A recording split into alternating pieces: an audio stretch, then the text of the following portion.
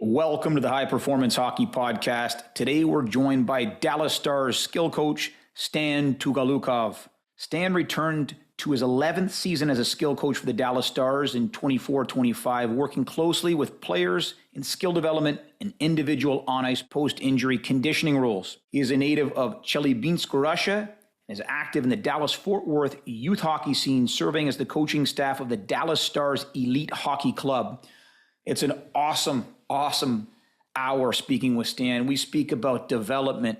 We speak about skills. We speak about designing skill sessions for high-performance players and youth players. We talk about the differences in the game today, comparatively speaking to how it was in the past. We speak about development at younger ages, 6 to 8, 8 to 10, 10 to 12. And we talk about layering skill packages for high performers. It's a really interesting conversation. Had the opportunity while visiting my brother a year ago to watch Stan in action, and it was unbelievable to watch. It's a fantastic hour, super educational. Welcome to the podcast.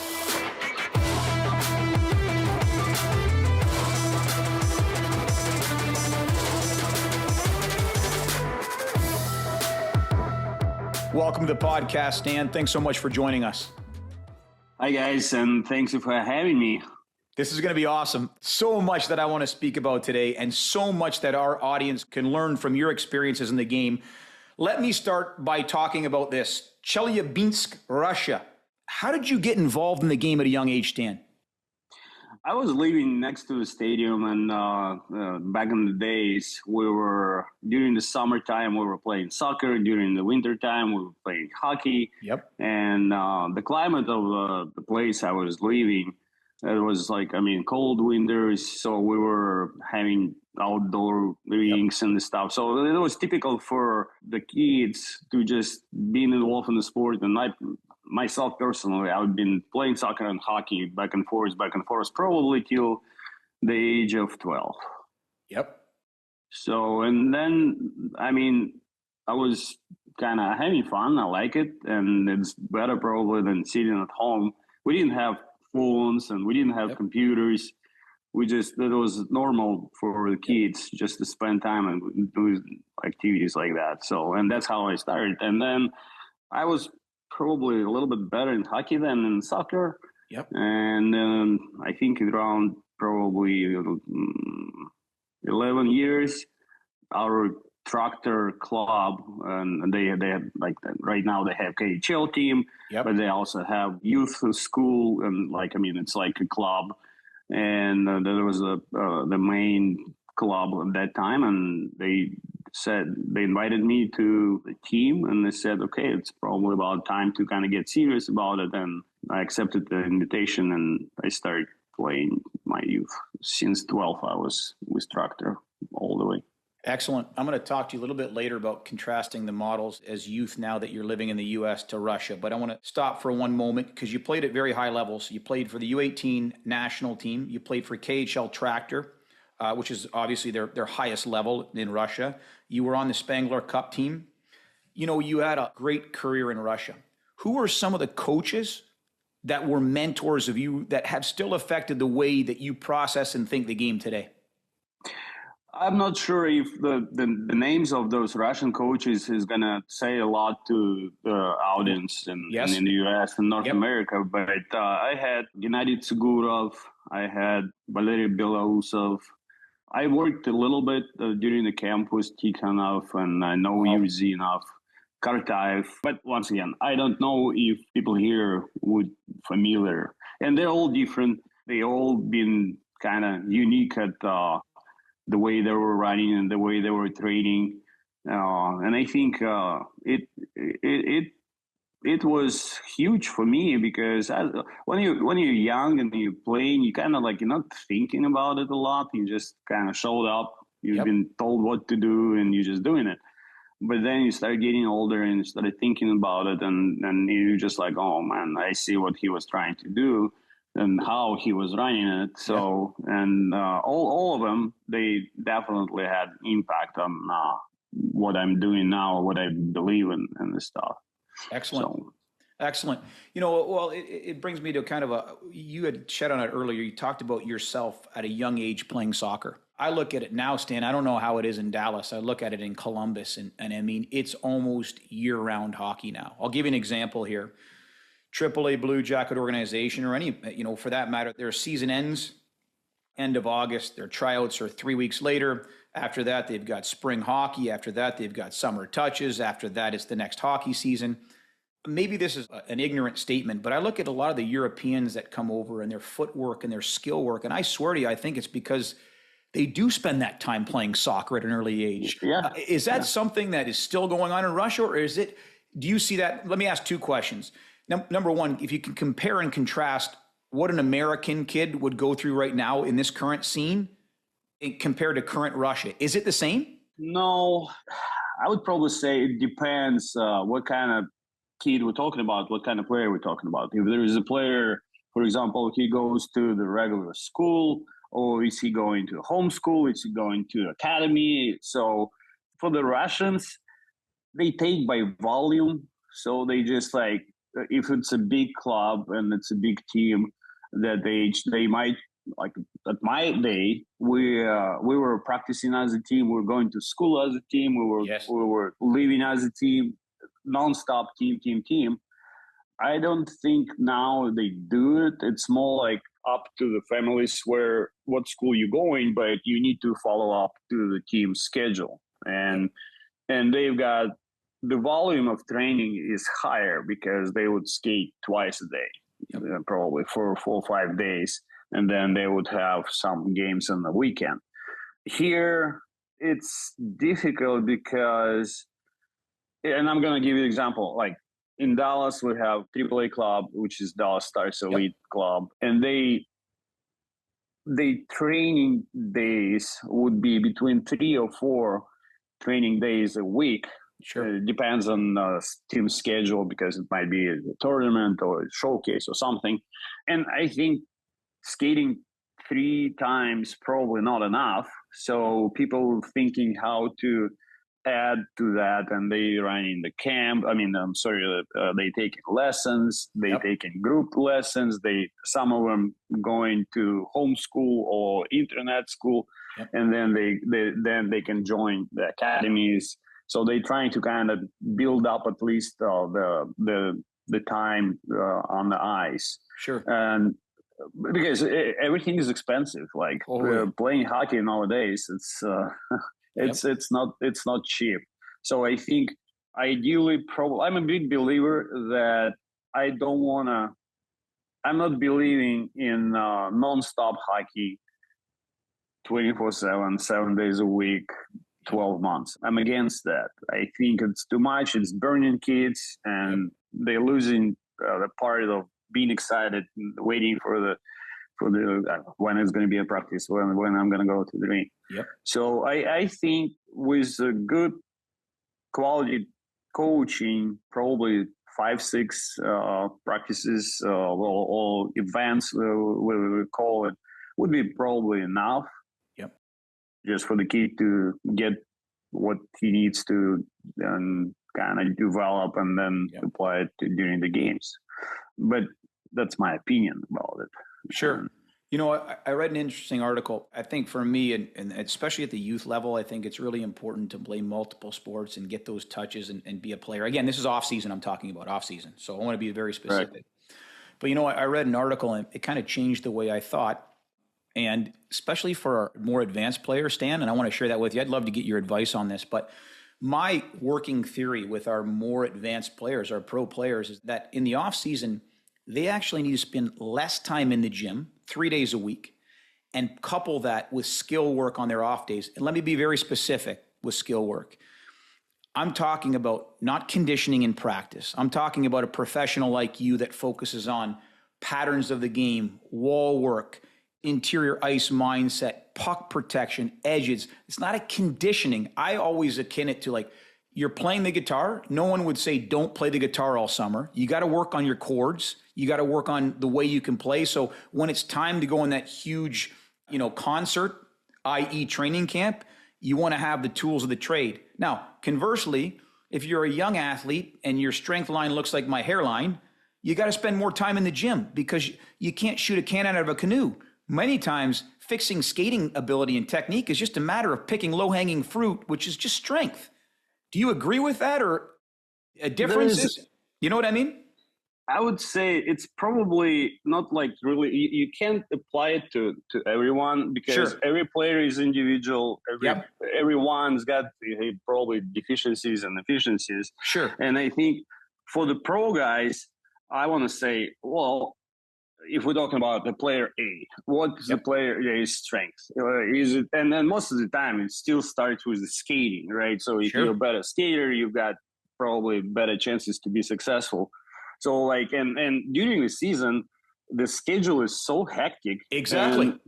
The team practices probably, the coaches don't have time to address the skating deficiency or mistakes or something. So like it's impossible. So like when the season is over, that's probably the time when you actually can work with the skating instructor and where that skating instructor should kind of pointed it out. Hey, this is what I see. This is what we need to correct or change or whatever it is.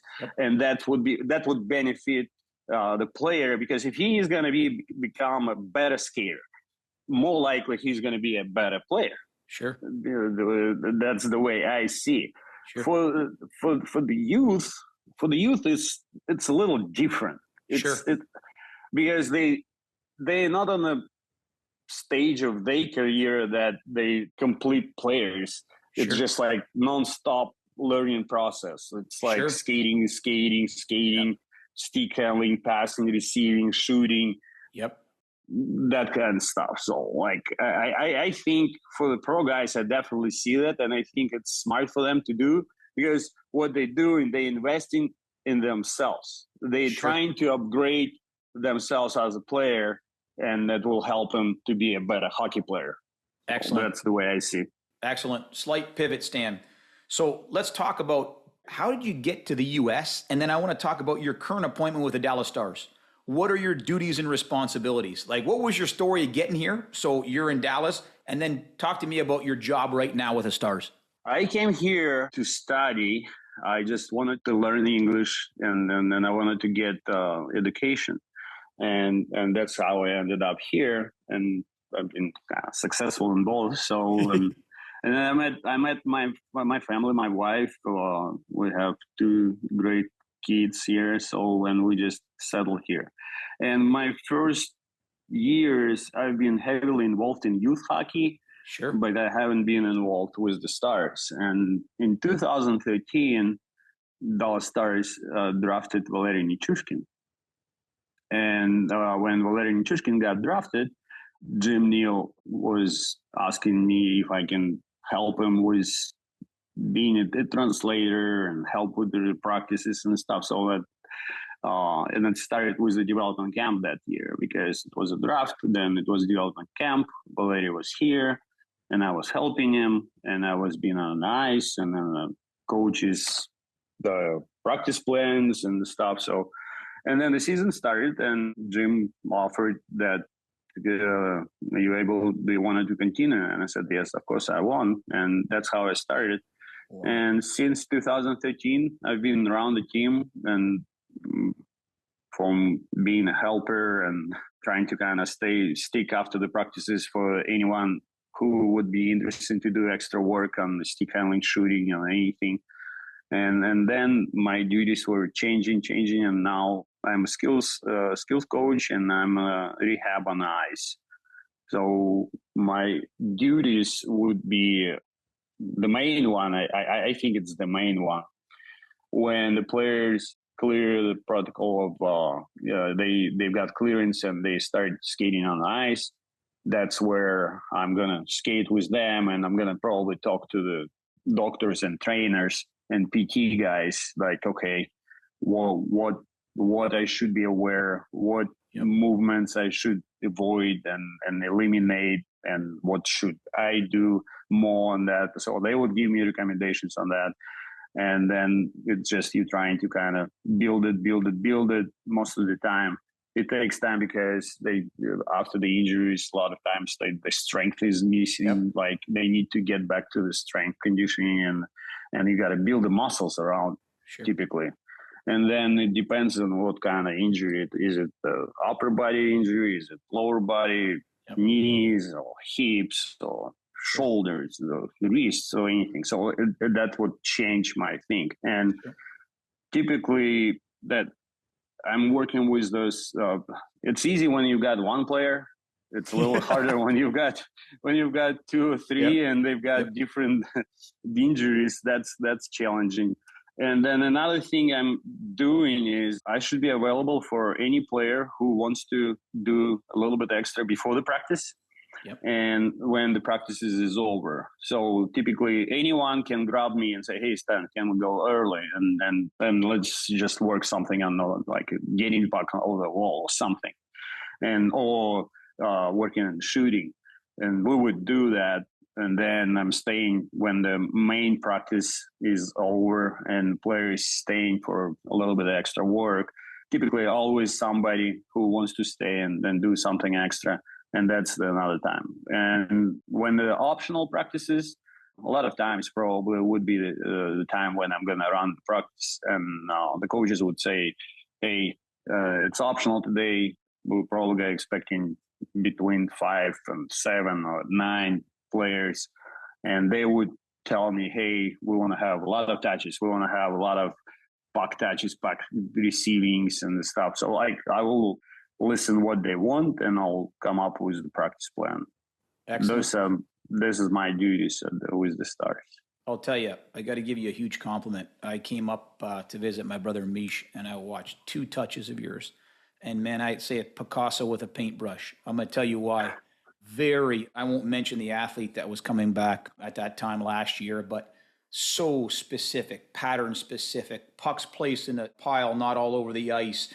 I's were dotted, T's were crossed, nothing fancy, but so applicable to the patterns of the game from a skill standpoint. I was amazed and blown away with your efficiency from a time management standpoint to a drill selection standpoint.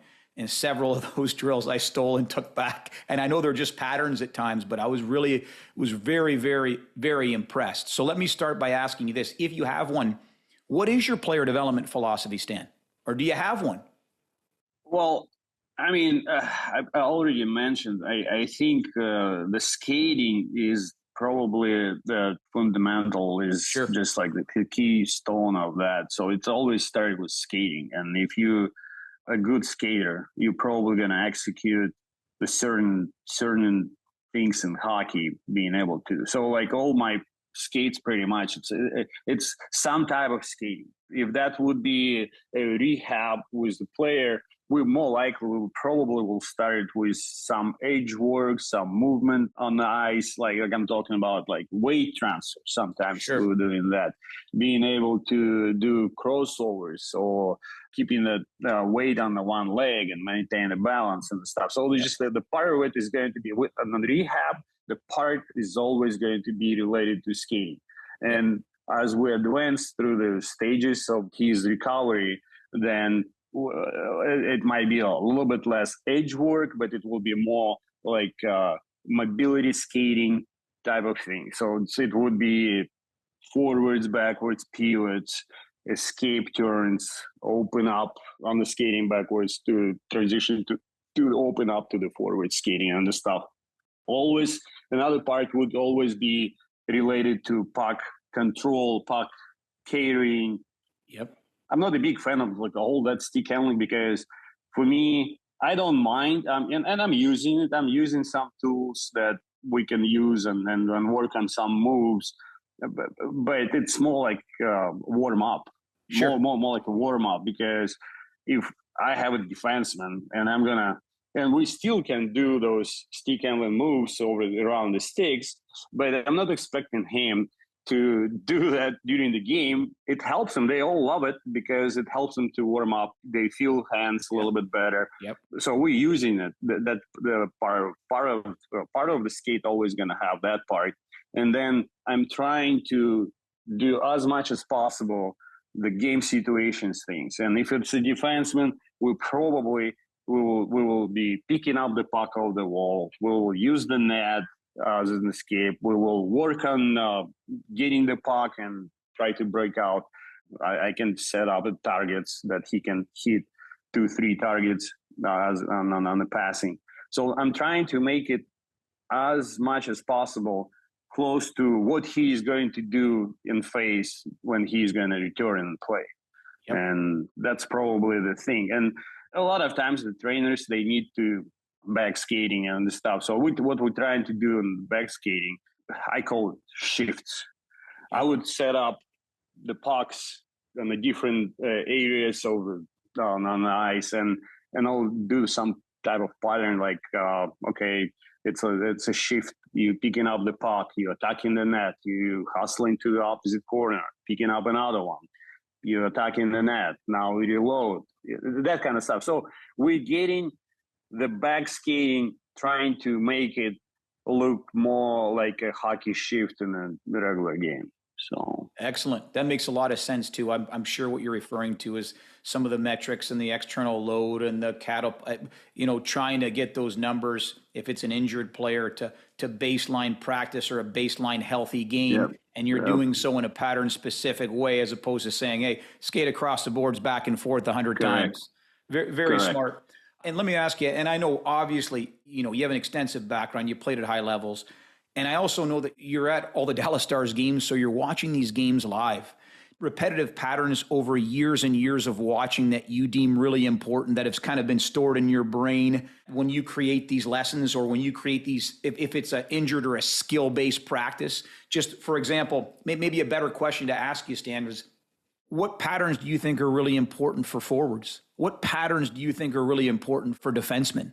Do you break it out by zone? How do you choose the drills that you have? If it's, let's just say it's not an injured player, maybe it's a player that really wants to focus on certain skills.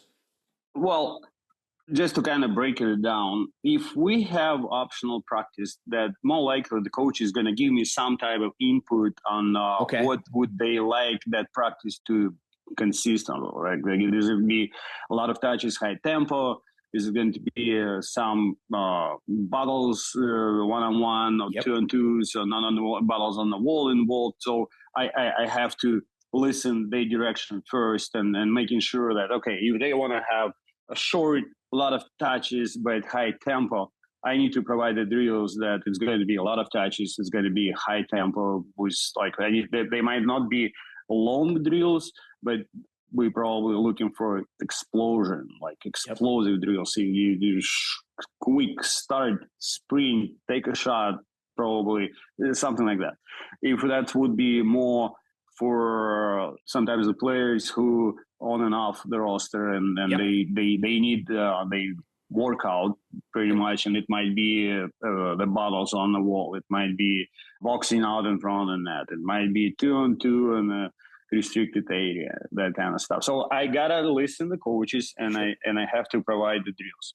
If that's something where it's completely optional, coach is just like whatever, just skills, then I might talk to the players and I'll say, guys, well, what do you want to work on? Us to work on? Is it more small area finishing? Is it more like a game situation, like 2-on-1s or something? And I will listen to them, and they'll just like, let's do shooting. Let's just do certain. They might ask, let's work keeping from the blue line. So I will come up with the drills where the forward will be involved in the drill, defenseman will be involved, and it's interaction. And I'm trying to build the same thing, like what's happening during the regular game shift. Forwards probably got to go to the corner, pick up the puck, probably find a way to go low, high to the blue line to defenseman, then drive to the net, that kind of stuff. So I'm doing that. Sure. And I think it's important to know the team's structure, the team's the way, we're talking about breakouts. Because the last thing I wanted to do something which is not going to feed with the team requirements. If we have certain breakouts, I have to make sure that during my drills, it stills the player executing the way the coach wants them. Sure. It doesn't matter what I want. No, it needs to be what team is using, the playbooks or whatever you call it, and then you executing that. We can have a lot of touches, a lot of breakouts and stuff, but it needs to be within the team requirements. So that's what we're done. And I think it's important because if the coach wants to have a certain way to break out, we want to make sure that the players executing it. And that's what I'm trying to do. So true. Obviously, in your situation, getting feedback from the coaches, and I think it's brilliant too. And I know probably common sense, but sometimes common sense isn't so common. You know, when you ask the players what it is they want to work on, sometimes the perception of what you do is more important than when they get that buy-in because it's what they want and how they want to get it. You know what I mean? I think that helps continue to build that buy-in. Not that, obviously the drills are outstanding as well. Let me ask you, contrast that now. So it's off season and now you've got a small group. It's just you on the ice. You're the skill coach, and maybe it is pros, maybe it's college players, but we'll call it high-level hockey players. I'm not putting words in your mouth, but this is what I've gotten from our conversation. You would start with some sort of edge work, some sort of balance work. We would have some sort of skating element in it. We would have more. Then from there, we would go more touch and tempo, getting those edges, getting our hands moving, but a little bit more pace and space. Then we would focus on, if it was a forward D split, something with more confined puck touches. Maybe it's wall work. Maybe it's quick outs in the D zone. Am I putting words in your mouth, or is that how it would look if you were to design that, either a return to play or a skill session off season? I would put it that way. I would put it that it's going to be the skating part and probably going to be the edge work. Yep. Then it will be some skating patterns like the pivots and the stuff. It will be pass receiving, shooting, a lot of touches. It will be some type of stick handling, like puck control, we call it. Yep. Definitely. That would be every practice I would do that. And then I would start throwing something like, it depends on the numbers of or how many players you have. Yep. If you can you do defense and forward interaction, like for example, breakout, regroup. Yep. Shot from the blue line in the O zone. Do you have enough numbers that we can do something like 2-on-1? Typically, 2-on-1 probably would be the time. The numbers I would probably stop there because in the small group, you more likely probably not going to be able to do 3-on-2. But at 2-on-1s, it's a great numbers. Like drills, you have a lot of drills to create something for defenseman and forward. But Stan, you don't have a lot of fancy equipment. You don't have all this GPS and parachutes and this and that. One of the things I think, and I'm joking, of course, because I see a lot in this day and age of all the social media boom, all the fancy equipment coming out. I just want to tell you again, I'm giving you a huge compliment. I loved watching your touches. It was just so efficient and effective, but it was all specific to the game. And you just talked about what you're doing, and I'm just reinforcing a message that I continue to hear from you. You got to be really brilliant at the basics. And those basics at the NHL level, man, you got to be extremely brilliant with them. I mean, you got to be world class at them. When you watch a playoff game, just whether it's wall play on a winger, peeling pucks off a wall, getting it out to soft ice, whether it's scanning and first touch as a defenseman. I mean, you've got decisions made in split seconds, but these are all patterns that you work on with these guys during the practice, right? Correct. And I think you want to get to the point when the player is not thinking how to execute the certain move. He's just muscle memory doing it. Yep. Then he can play fast. So he needs to have so many reps that he doesn't have any issues. Is it going to be on his backhand? Is it going to be at his skate? Is it going to be puck sitting on the yellow on the board? So if he's doing those reps, and at some point he's just comfortable, he's not even thinking how, he's just doing it. That's probably the final destination you want to reach, that the player, no matter where the puck is going to end up, he's not going to think about how I'm going to get there. No, he's just going to go there and do it because he did it so many times. 100%. And you said reps. I think when you start anything as a young player, you have unconscious incompetence. You don't know you're doing it wrong, but when you reach the level, the finite with the reps that you talked about, you have unconscious competence. You don't think and you're doing it right. Yeah, instinct. Instincts. You wanna let your instincts to play. The other thing I thought was interesting, you talked about reps, and this is the difference. And again, I'd be curious to hear your comments, Stan. This is a conversation. It's just as much as it is an interview. I'm learning a bunch from you. But, I tell our kids, our young kids, especially in the summer, I said, you need to have a rifle-like approach with your skills. It's not how much you can add to your list, it's how much you can take away and cut the fat. Here's what I mean by that. The difference between getting those reps on the ice with a person like you in a small group or in a practice, 20, 30 guys, that's harder to do, right? You can't, with a volume like that in the summer. Yeah. I read an article, and I'm sure you've read it. There was 2 articles, I think it was 2 or 3 years ago in The Athletic, and both articles were on Kucherov in the summer. And I know he trains with Adam Oates. I'm just going to paraphrase. He said, no one would tell an elite soccer player to not kick a soccer ball in the summer. He said, I get on the ice immediately almost. He said, but I constantly focus on patterns that continuously occur in the game for me. Hundreds and hundreds of wall rims, hundreds and hundreds of passes up high in the power play where he sits, like on the sidewall where he sits. Hundred of shots. It's not conditioning skating. It's the skill work that you talked about, getting reps and making it so second nature that when training camp starts, it's easy for him. It's easy, and I completely agree with that. And I think that's the time when you actually can do that. And you just need to probably have somebody who is actually going to be helping you with reams or bad passes.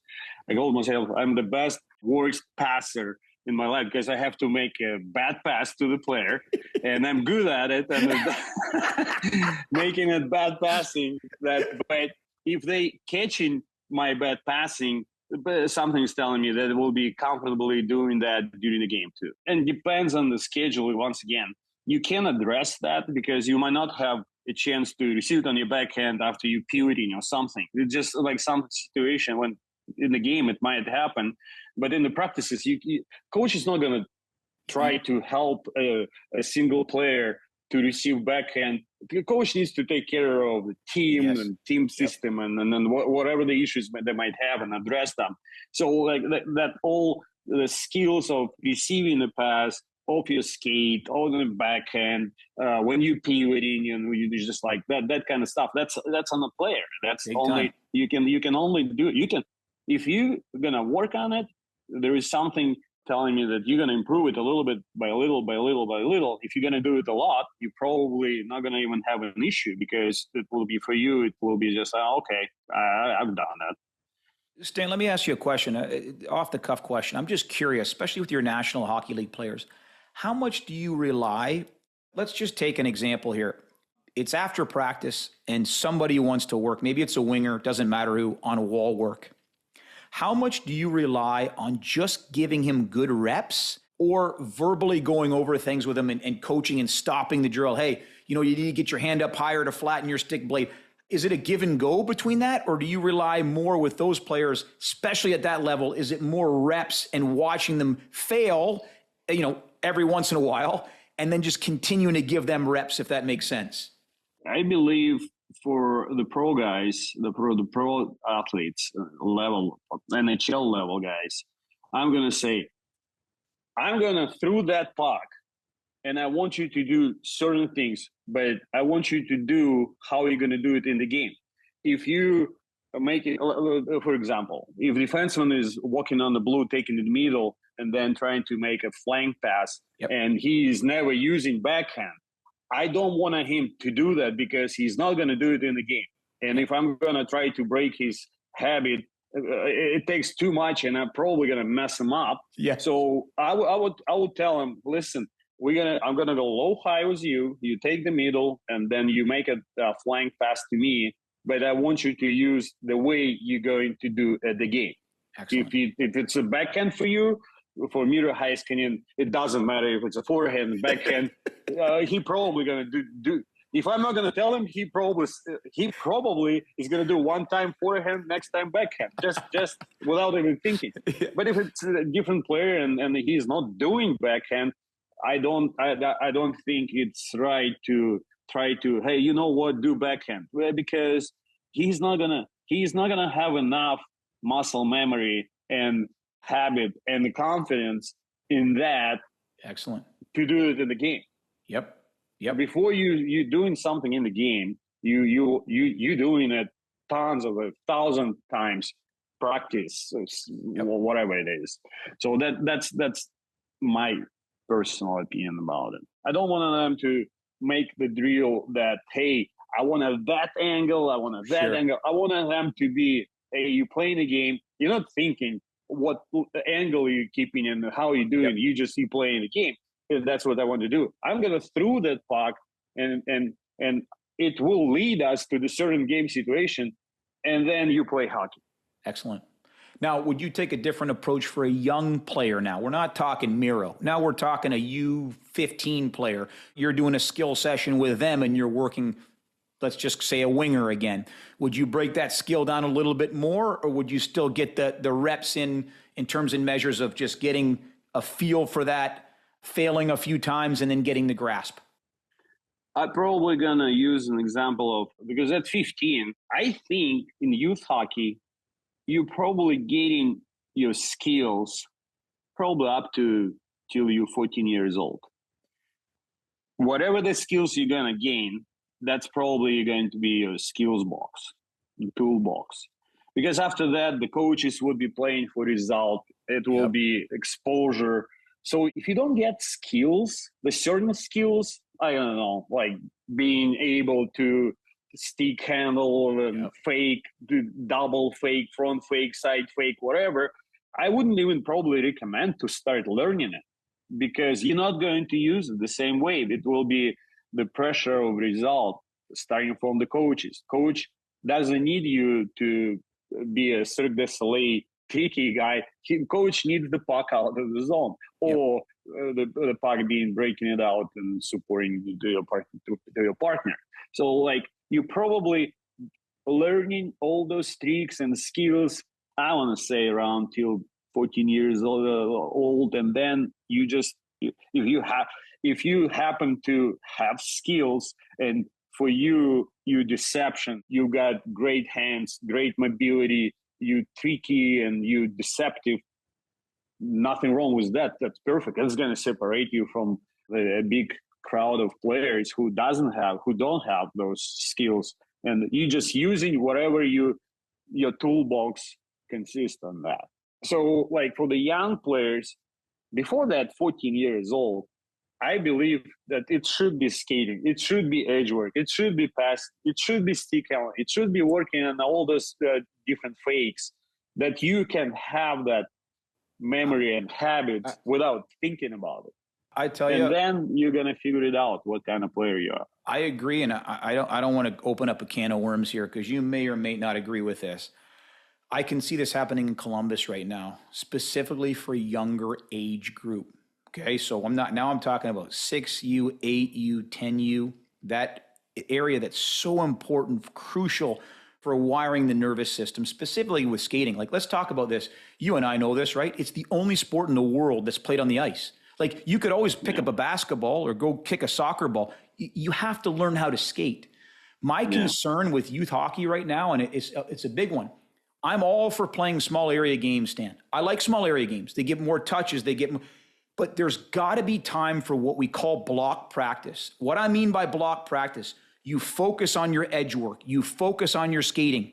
It's not just a game. You focused on your stick handling. You can make that fun for kids. It might be a station that's just stick handling.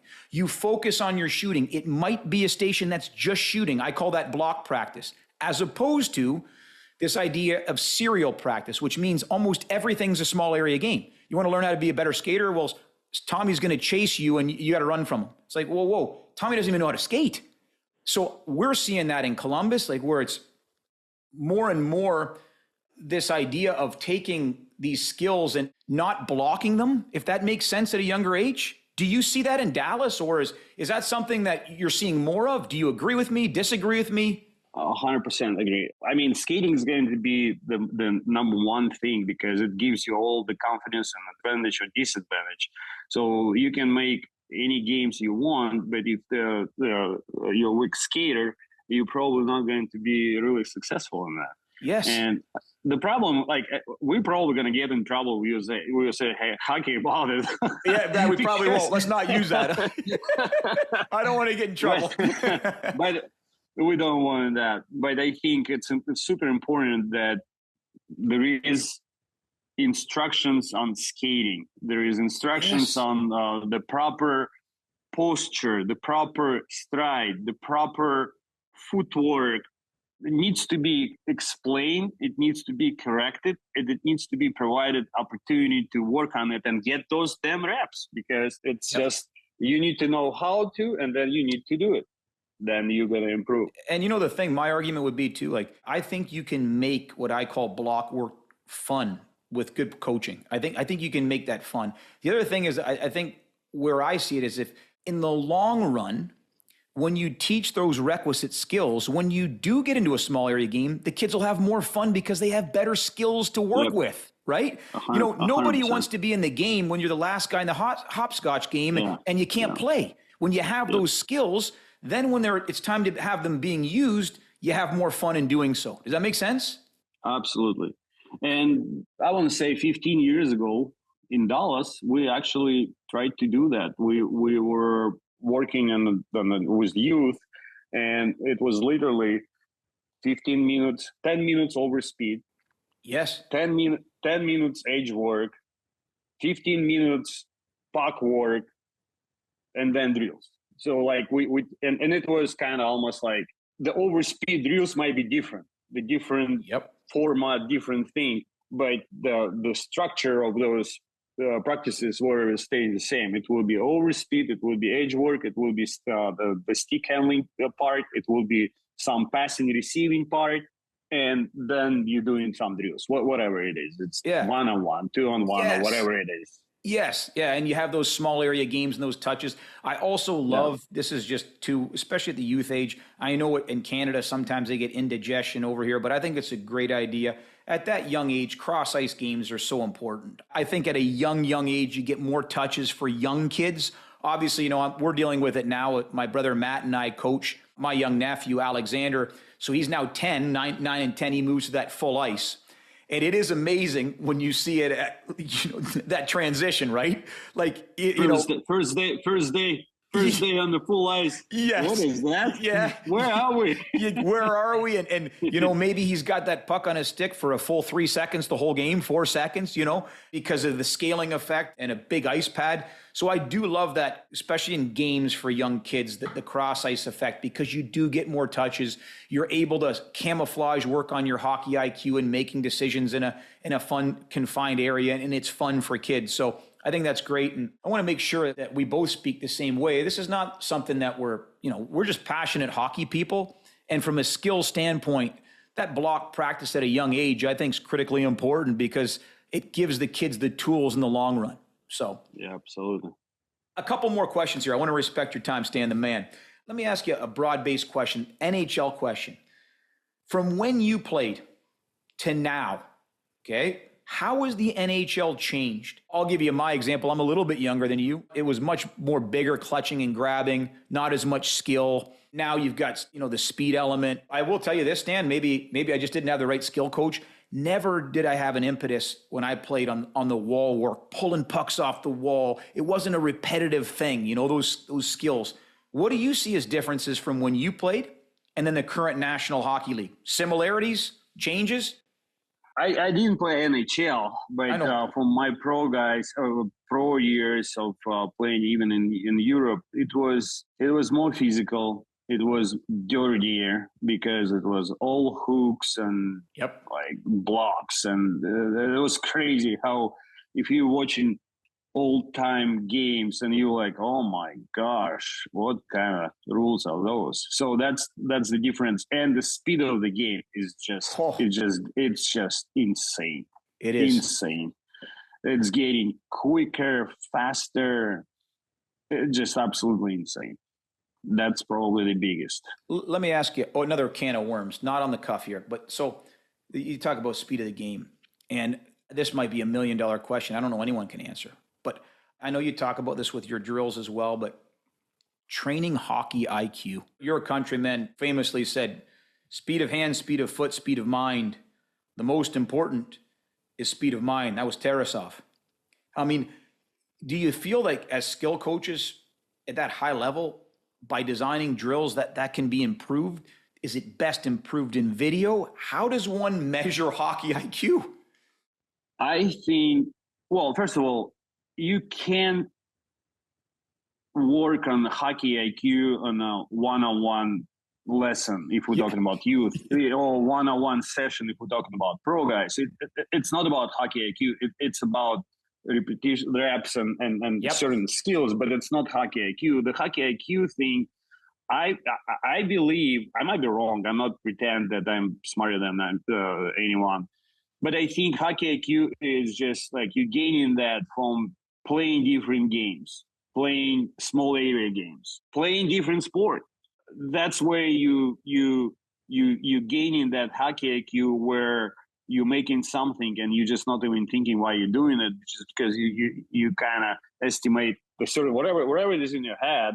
It's difficult to develop, so you can probably help using video clips of certain game situations and kind of go over. But I think it's almost like naturally given or developed or gained through playing different sports and different small area games. That's excellent. Where I think that hockey IQ you can improve. I don't believe you can improve it. Just we're gonna talk to you and we're gonna go over X's and O's and hey, how's your hockey IQ? You should be good now.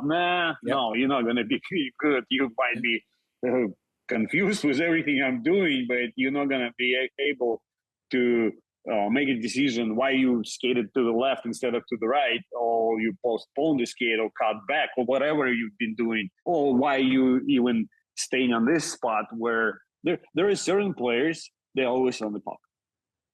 And for me, that's hockey IQ. If you're always on the puck, it means you're on the right time, on the right place, and that's great because there are not many players who can do that.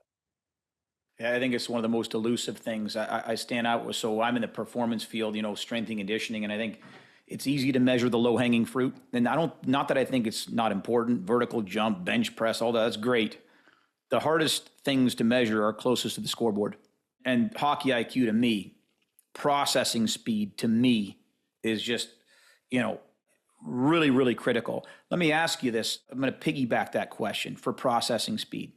Hypothetical situation, and I'm going to ask, do you layer your drills? Let me give you an example. If you're trying to work on that processing speed with a player, whether a younger or older player, do you add a pressure element? I mean, if there's a 4 or 5 guys on the ice for a skill session, a layering effect where now you got a first touch, but now you've got back pressure, or now so you have to make that move. Now you don't have time to scan. Now you got to hear, you got to auditory, you got to move the puck. Do you focus on processing speed during your skill work as well? It may or may not lead to hockey IQ. Does that question make sense to you, Stan? Oh, absolutely. And I think if ideally you want to have all your drills having when the players should make a decision. Ideally, it's almost impossible to do, but that would be ideal situation in my opinion, because in a game, there is no drills. There is no drills in the game. You jump on the ice and you're on your own. You either making something happen or you're not, because there is no coach telling you, oh, okay, we're doing it one-on-one. Okay, blew the whistle. Now we're doing 2-on-1. No, you're just jumping on the ice and you just trying to kind of, okay, can I get a puck? Can I break a day off? Whatever it is. So, and the more you can make where the player, instead of just like being designed the certain action, you might decide the route, but let them make a decision on that. So one of the examples, and it's just one of my favorite too. If we're working about on quick ups and the quick moving the puck quick after you regroup in the neutral zone. If I have enough bodies, enough players, I don't mind to provide 2 targets, 2 players being available for receiving that quick up, and I'll take one. I'll do it when defenseman just about to take that puck. So I'm going to take that option. So he needs to react. He doesn't know what option I'm going to take. Yeah. And sometimes, like, I mean, I can even be deceptive, and I'm going to kind of show him that I'm going to take this one and start cheating, because that's happening in the game. So he needs to figure it out. He needs to make his play, not knowing what I'm going to do. I loved it. I got to tell you. Ideally. I got to tell you another thing I loved watching.